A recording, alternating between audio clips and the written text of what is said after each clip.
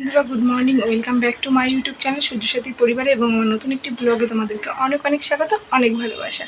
তোমরা সবাই কেমন আছো? আমি তো বেশ আছি। আমার বড়দেরকে প্রণাম, ছোটোদেরকে অনেক ভালোবাসা। তো যেদিন নার্সিংহোমে গিয়েছিলাম সেদিন তো আর ভিডিও মানে এত ভয় কাজ করছিল যে ভিডিও তো দূরে থাক, মানে মাথায় এসব আসছিল না। তোমার দাদাভাই খুব চিন্তায় ছিল। এমনিতেই আমি খুব ভয় পাই, ওই জন্য যে কি হবে না হবে, যাই হোক একটা চিন্তা তো থাকেই। ওই জন্য প্রচণ্ড চিন্তায় ছিল। তো সেদিন তো ভিডিও হয়নি। যাই হোক, আমার ছোটো যা, আমার বাবা একটু একটু ভিডিও করেছে, তো ছোটো যাই বেশি করেছে। তো সেগুলোই আমি বলেছিলাম যে রেখে দেবে, আমাকে দেবে। আমি পরে একটু যখন সুস্থ হব তখন তোমাদের সঙ্গে শেয়ার করব বলেছিলাম।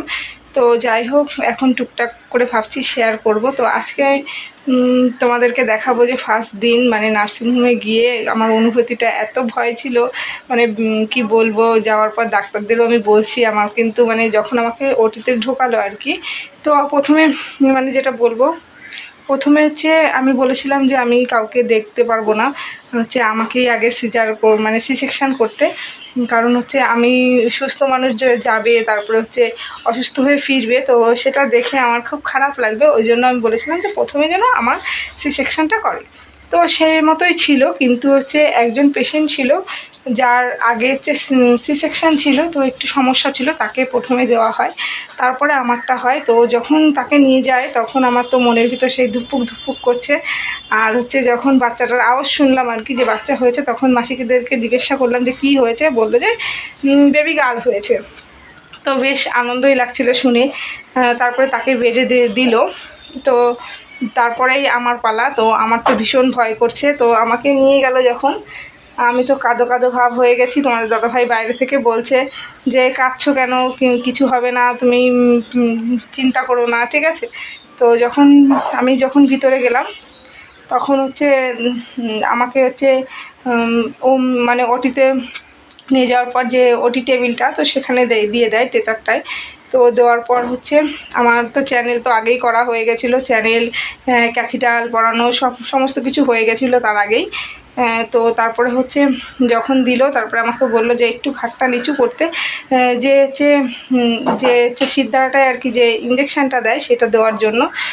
তো আমি যেই নিচু করলাম, তো তখন ইঞ্জেকশানটা দিল। প্রথমে একটু লাগছিল, তো বলছে কী রে, নড়িস না কিন্তু, নড়লে হচ্ছে ভালো হবে না। তো নড়লাম না। তারপরে হচ্ছে ইঞ্জেকশানটা দেওয়ার পর আমাকে বললো শুয়ে পড়তে, তো আমি শুয়ে পড়লাম।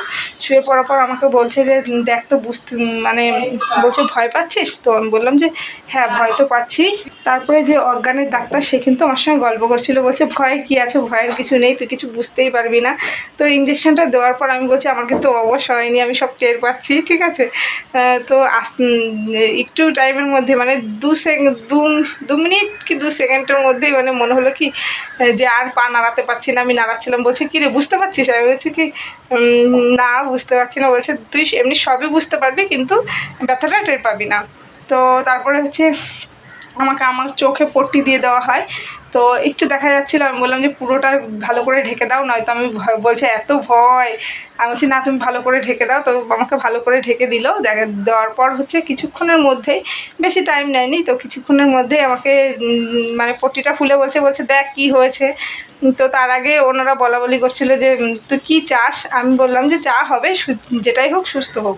বলছে তোর এই বাড়ির থেকে কী চায়, ওই বাড়ির থেকে কী চায়। তো আমি বললাম ওই বাড়ির থেকে মানে আমার বাপের বাড়ির দিক থেকে মেয়ে হলে সবাই খুব খুশি, আর মানে শ্বশুর বাড়ির দিক থেকে আমার যা সবাই মিলে আর কি, একটু ছেলে হলে সবাই খুশি। তো যাই হোক, যাই হতো কোনো অসুবিধা নেই। তো সেটাই বললাম। তো তখন উনি বললো যে দেখি তোকে আমি মানে ডাক্তার আর হচ্ছে যে ম্যাডাম করছিল রমা মজুমদার, আর হচ্ছে যারা ছিল আর কি, তারা বলছে তোর ছেলেই হবে, দেখিস, বলে রাখলাম। তো তারপর হওয়ার পর আমাকে যখন ধরে উঁচু করে দেখাচ্ছে, সেই অনুভূতিটা তো কী বলবো, বিশাল মানে একটা ভীষণ মানে কি বলবো, ভালো অনুভূতি। এরকম অনুভূতি জীবনে কোনো দিন পাইনি, এই ফার্স্ট টাইম। তো আমাকে যখন দেখালো, বলছে বল কি হয়েছে। তো আমি না কিছুক্ষণ ঘোরের মধ্যে ছিলাম। তো ঘরের মধ্যে থাকার পর আমার অনেকক্ষণ পর আমি বলছি ছেলে হয়েছে।